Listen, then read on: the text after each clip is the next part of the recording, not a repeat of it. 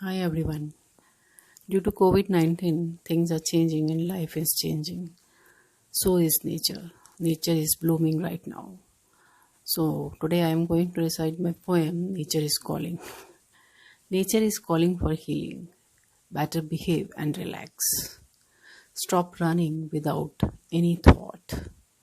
Give time to yourself. Spread love and positivity. Let nature bloom and heal. Without pollution and interference. It's time to connect with existence, find inner peace and happiness, heal the world with warmth, break the barriers and boundaries, be one, leave behind hypocrisy, give good vibes of purity, let nature bloom and smile with fragrance of love and love.